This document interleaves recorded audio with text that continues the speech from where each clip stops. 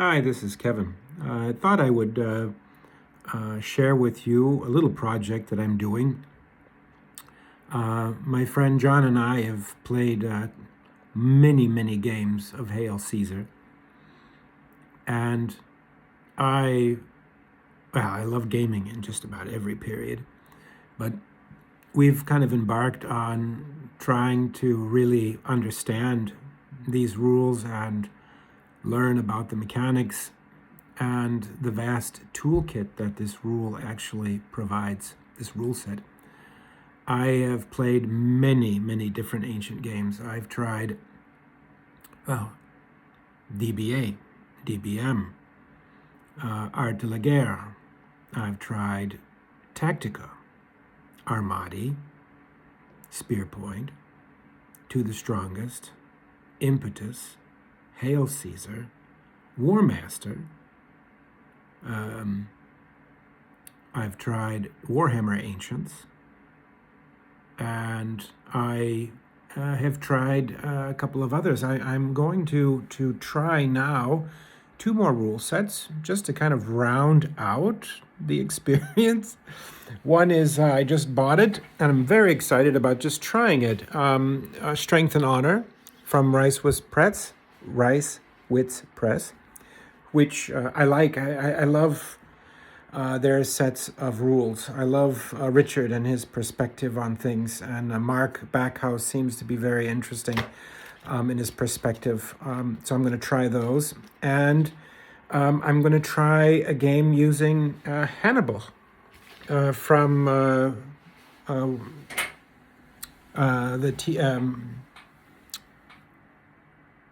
TV. Okay, I got it now. Little Wars TV. I can't believe I forgot that, but I did. Anyway, I'm kind of doing a series of battles using the same armies, same table, using these rules to try it. And of course, Strength and Honor, I've got a very interesting idea for that, which I'll show you. I have a movement tray that incorporates 4 of my stands. So it would be 80 millimeter frontage by a 60 millimeter depth, and move those across the army as large blocks, maybe taking the perspective up a little bit. It doesn't really matter, but I think it would be interesting. I just want to see how these rules all play out, and I have to say I've got a particular opinion. And I'm particularly sharing my opinion because of a very nice video that was made by our fellow gamer Ralph Astley, who has a YouTube channel. I've never met this gentleman, but he tells me on his videos that he's 70 years old, maybe pushing close to 71 now. But what a wealth of information this lovely man is. I love watching his videos, his perspective. It's like listening to a wise man. I can't call him old because I'm getting close to that myself. But I love his perspective, and when he laid out all of the rule sets that he bought over the years since the 1970s, and the massive experience that he has and his perspective on it, I agree with him entirely how things have changed. And they haven't changed for the worse. They've just changed, right? And I think we as a wargame community have gotten very used to a standard of war games and how we like to play it, and the flavor. We want the flavor to be, we always buy the new thing, and we're always looking for the next best, and buying, and with even small tweaks to something, we buy it again, even though maybe only two paragraphs have changed. Unbelievable. And the amount of rule changes, of using chits, cards, different kinds of dice, markers, it's unbelievable. And I think that I mean, it's kind of fun. I like playing all of them, but I think that what Ralph brought to the table, what really got me to think, is the difference between a simulation and a game. And I like both. But he's absolutely right. Some rules that are written are very simulation oriented, and some are game oriented, and some fall somewhere in the middle.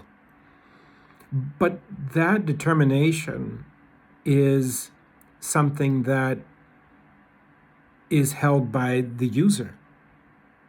I've had some friends that think my games are simulations, and some of my fellow gamers, that's where I'm putting on a simulation, think it's a game. And I listen to a lot of YouTubes and a lot of different people talking about subjects. I listen to them while I'm painting. I'm not a big TV fan, so I like listening to my fellow podcasters. And what I take great exception to is when somebody says something is beer and pretzel. Oh, that's a beer and pretzel game. I've heard that a lot lately. I don't know what a beer and pretzel game is. I mean, I don't drink beer, and I don't eat pretzels. And I don't know too many people that do while they're playing games. Maybe in England they do. But anyway, I think that's almost a derogatory statement, especially against somebody who's poured in a lot of intellectual brain power and knowledge and research to write a set of rules.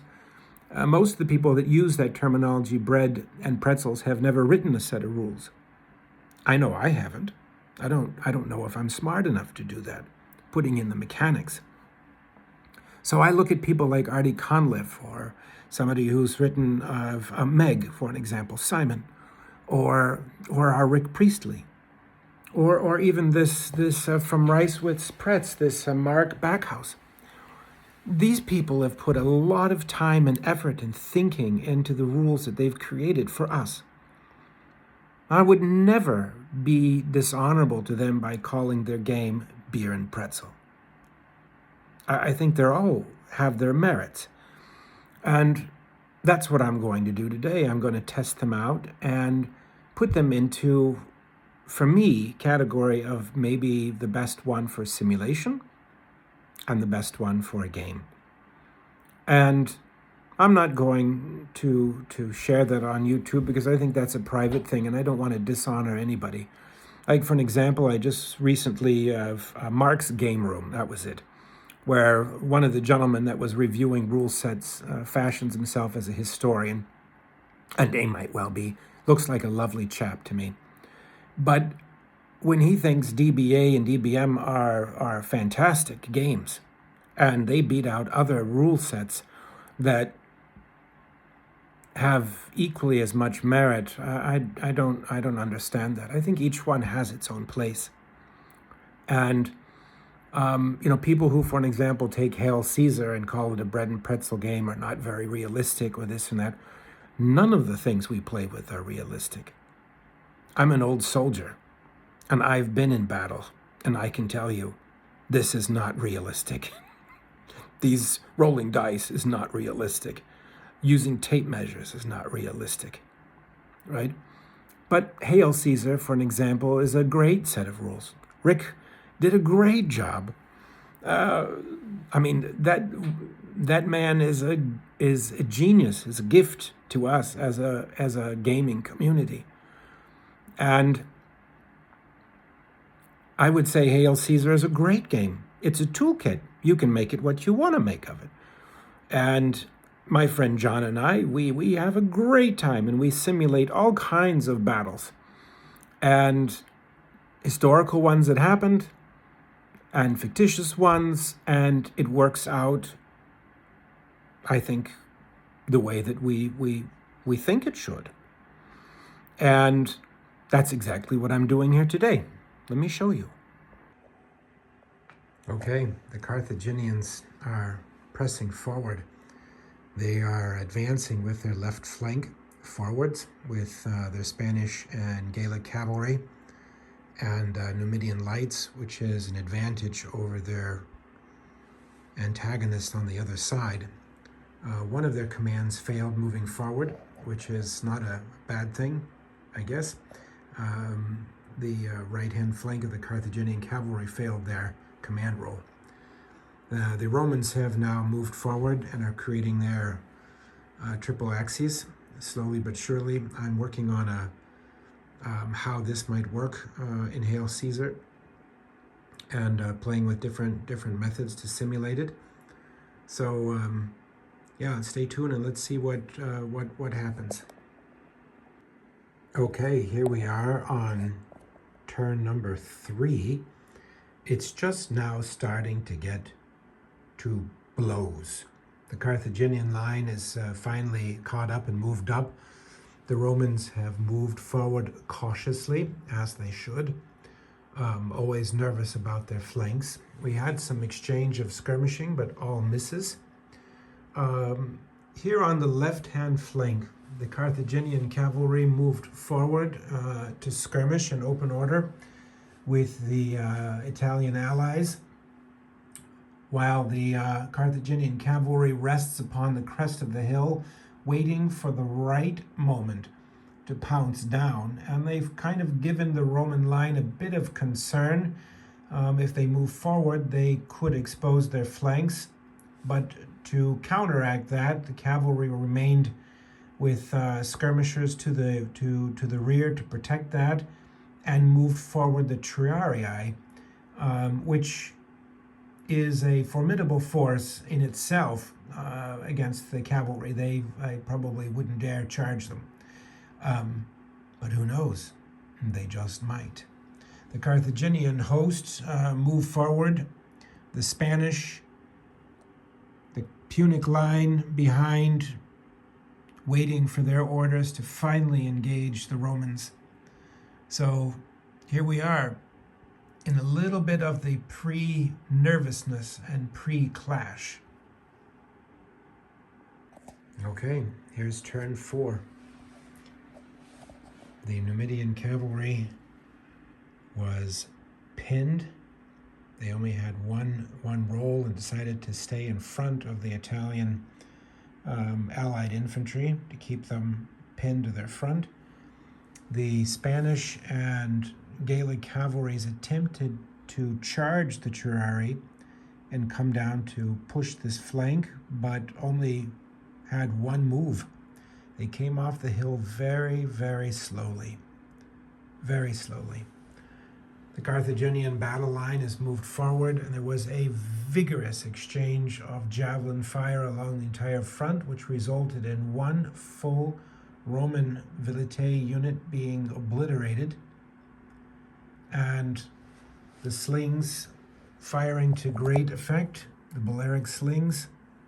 The elephant tried, but didn't do much, and the Carthaginian cavalry has come up to pin the Romans to the front, whereas the Numidian cavalry is now on their marauder rule that I gave them, coming around the flank, which is a bit concerning. So it's now Roman turn, and let's see what happens. All right, so we have a little bit of action here on the right Roman flank. The Velites made a ferocious fire against the Numidians. They took 2 more hits and fell back disordered, which really hurts them in this particular case. The Triarii are now in combat with the Spanish cavalry. They both countercharged each other, but there's Gallic cavalry in support. The Romans cavalry failed their move forward and are not there to support, which is sad. Anyway, the Roman line decided to move forward to engage, which pushed the Carthaginian skirmish line out of the way. The Roman skirmish line, the Velites, actually retired to the back line, and the Roman line pushed forward. So we have a combat here. The Spanish decided to countercharge in their charge response. So it's more like that. The Balearic slingers failed their evade move and so got caught by the Roman hastati. And over here, the Roman line did not get a move that they needed for a charge, so they're facing off against the Gaelic hordes. On the left-hand flank, the Roman velites engaged the escort to the elephants, the skirmishers, Numidian skirmishers, and drove them off disordered with some good hits. But now they're facing the elephants, which skirmishers and elephants should be a fairly good trade-off. The Roman cavalry decided they couldn't wait any longer and leave their flank open, so they charged the Spanish cavalry. Spanish cavalry, in response, countercharged, so there is a massive clash in the hills, and the Italian allies came down to support the Roman cavalry charge. And of course, that is going to be a mammoth fight there. The Numidian cavalry is still off to the left-hand flank. So the Trurari here are in the gap just in case of a breakthrough. So in all, it's moving forward the way that I thought a line would go. The skirmish fire was vicious but not overwhelming, but they're still there. So they'll be able to swing around to the flanks and provide the devastating fire that they can, maybe even stop the Numidian cavalry from the side. Okay, so this flank didn't go so well for the Carthaginians. The Spanish Carthaginian cavalry countercharged the Roman cavalry. It was a pretty much even engagement, except for the Carthaginian Pini elite cavalry that added their weight to it. The Spanish-Italian allies added a little bit, but not quite as much of a weight. What happened was the Romans hit 7 dice, or hit 7 times, with the Spanish saving none. Unbelievable. And therefore lost the engagement. They caused 3 casualties on the Romans. The Spanish rolled a break test and rolled a break. So they shattered. Because they shattered, the Peony cavalry had to test as well, and they rolled double 1s. This entire flank for the Carthaginians has been pretty much destroyed with that one countercharge, and it really came down to the ferocity on both sides and very poor die rolls from the Carthaginians. But that is what happens. Sometimes it just does.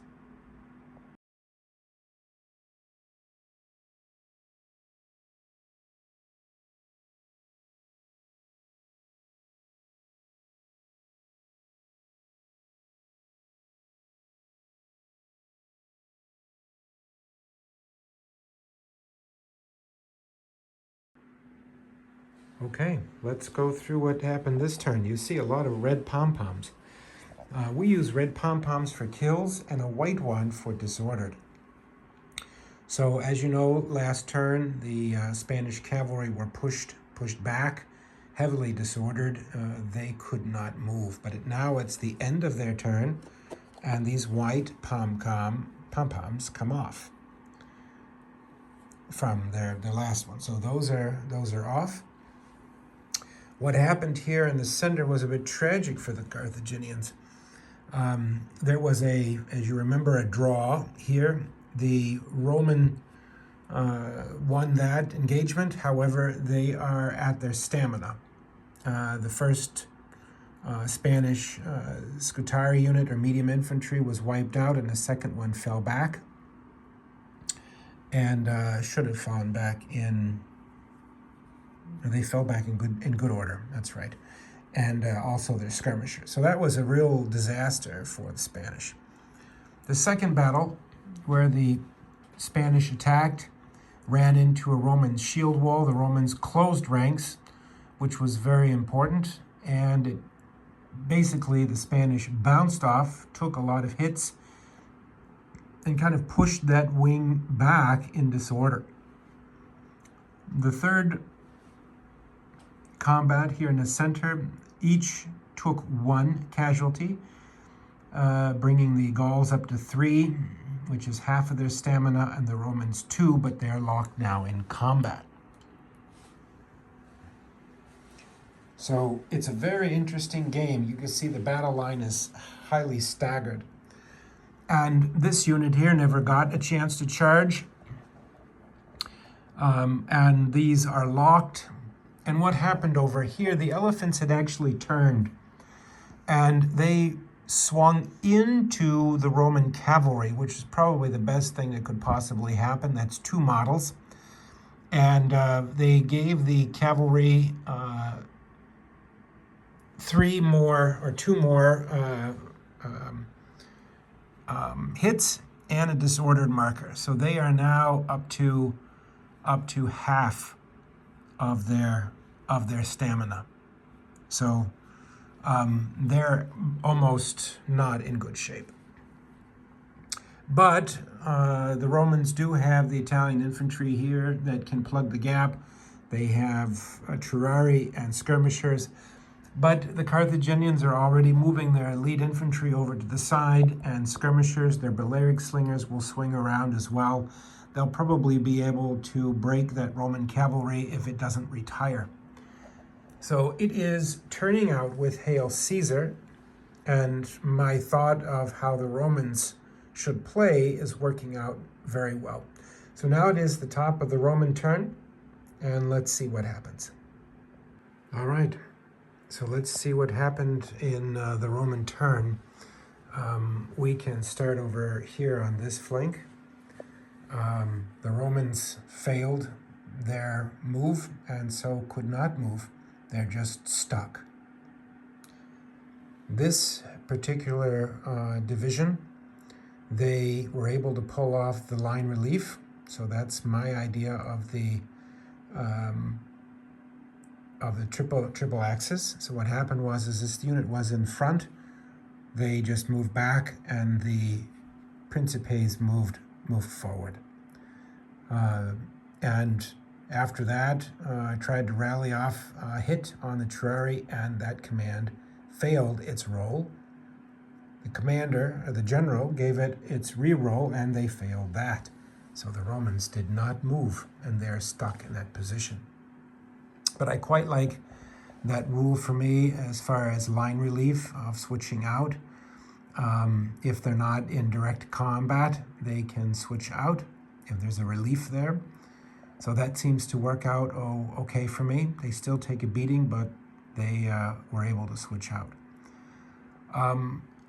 This particular engagement here resulted in the Celts being pushed back and taking a few extra casualties. They're still in the fight, but the Romans were able to push.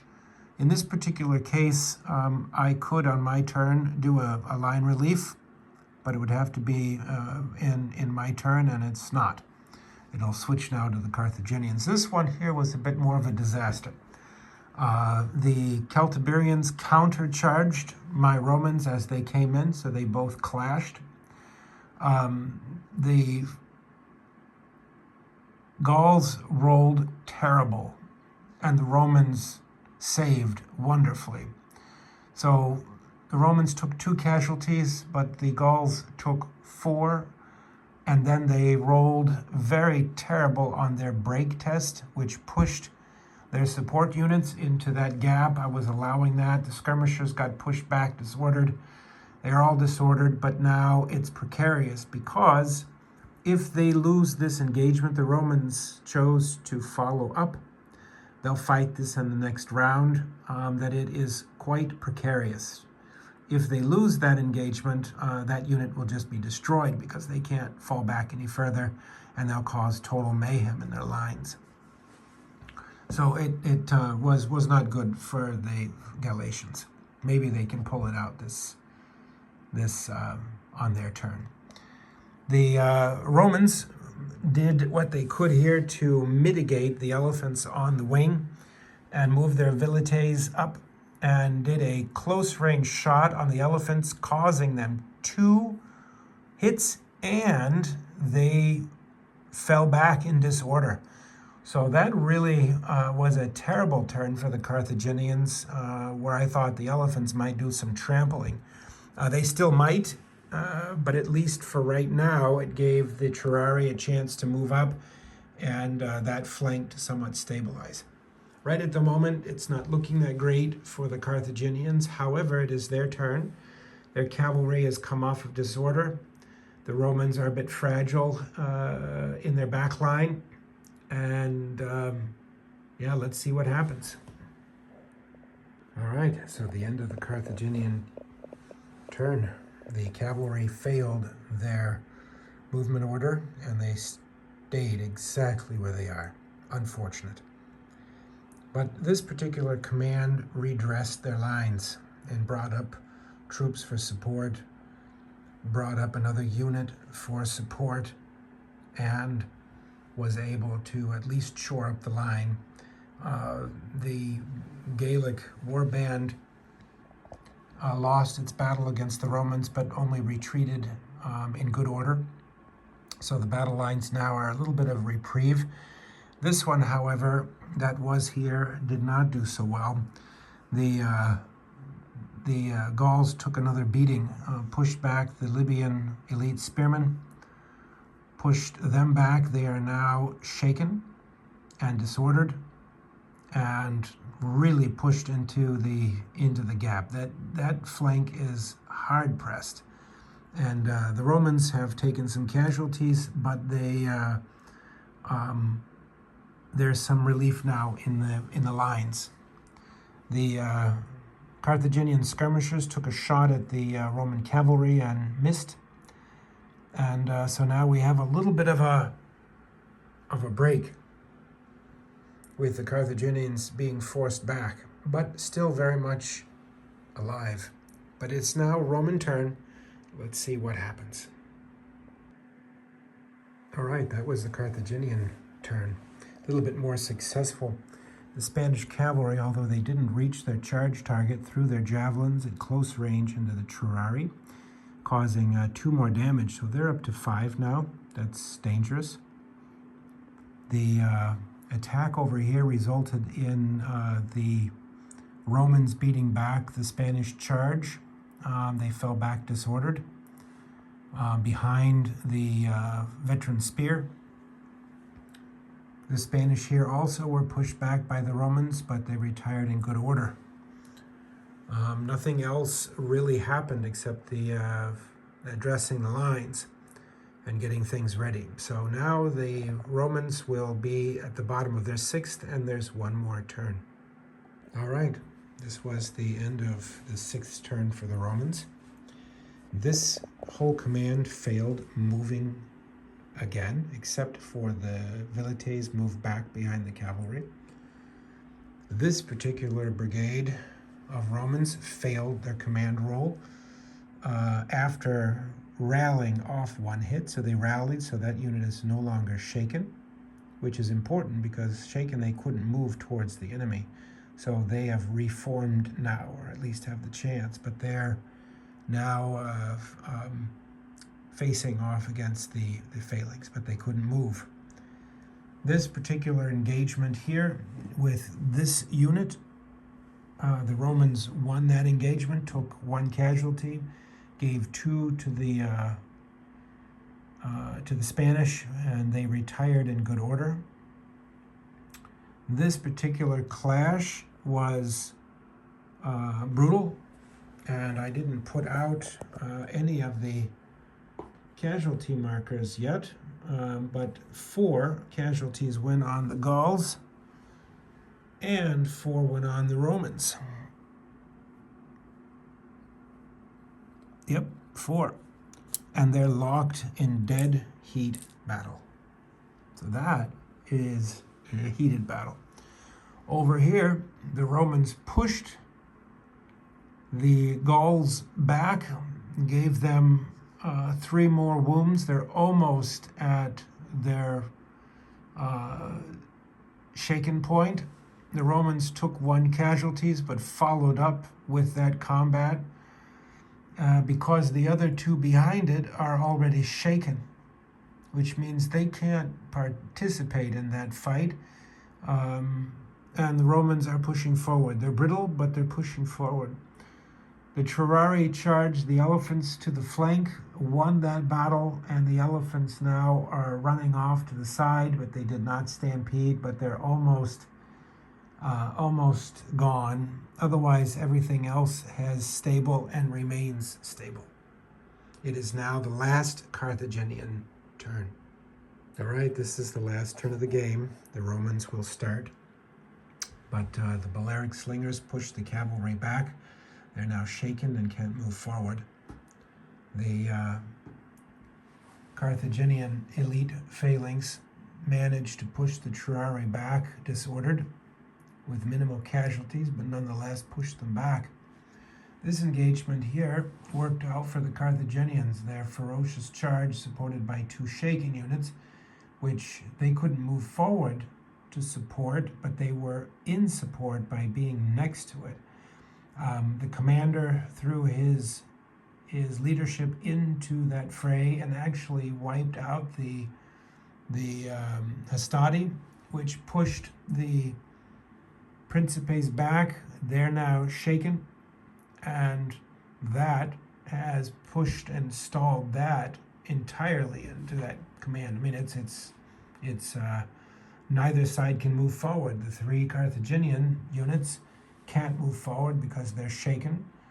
The elephants are seriously damaged. The only one that can move forward now is the phalanx, but they're unsupported. We have a engagement here where both units are on the verge of being shaken and are drawn. So it is a fight that will continue into this Roman round. And over here, the Romans managed to push back the phalanx because they supported the Spanish cavalry, who were also pushed back. They are now shaken and can't move forward. And the Trurari are shaken and can't move forward. So this wing here is totally locked down with a lot of casualties, and the battle is going to come now to a close. Let's see what happens on the Roman turn. All right, the game has now come to an end. This flank couldn't move forward. It was pretty much stalled, a lot of casualties. The commander failed his command role. The cavalry pushed the Numidians away. And this Carthaginian flank is heavily mauled as well, so both are on the breaking point. This was the only real combat this turn. I thought the Romans were going to clobber them, but they managed to save. They're both shattered, so they can't move forward, either one. The Romans would do a line relief this next turn, but they've taken, as you can see, a lot of casualties, and the line was reformed. The Trurari has moved up here to support their colleagues. This flank over here, the Romans failed their command role again, and so they stayed. Even their firing did nothing. So I would say, to be honest, into the game, it was brutal, but I would say that the Romans won out. If you look at the casualties, these are all Carthaginian, so I would say that it is a Carthaginian loss, and they would now start retreating at the end of the 7th. But it wasn't a major loss for the Carthaginians. Most of their units are shattered, but they can retreat now in good order, their army intact. The Romans are too beaten to follow up. So Hail Caesar turned out to be a very, very good game, very realistic to me, of what I would be. Okay, realism. It's not realistic. It's a game. But it gave a good game that I could say is plausible. It certainly wasn't, as I hate the term beer and pretzel, was very sophisticated. There's a lot of rules that make it even more sophisticated that I didn't use. because I like to just really understand the mechanics more and more. But anyway, that's that. Well, here's Kevin. So that was it. I played a solo game of Hail Caesar. It was very, very enjoyable today. Only took a couple of hours, in essence, because I know the rules. But there's some complexity that can be added in when you start adding in drilled troops, other types of characteristics that each of the various units can have. Wow, I really enjoyed it. I think it's going to be a big contender for me. The next game that I'm going to do is I'm going to try Hannibal from Little Wars TV and see how that plays out, basically in the same fashion. And then I'll keep going through the rules and see which one gives me the pleasure that I'm looking for. But this was a good game, and I enjoyed it. Figures were beautiful, of course, painted by me. Just joking, but I had a good time. Anyway, I'd rather play with John than play solo because he's a lot of fun. He screams a lot, shouts profanities, and it's just a lot of fun when you've got a mate to play with. That's for sure. But it helped me to learn the mechanics better and understand how the rules really worked. It's a couple of times I had to really check. Anyway, thank you for humoring me and watching.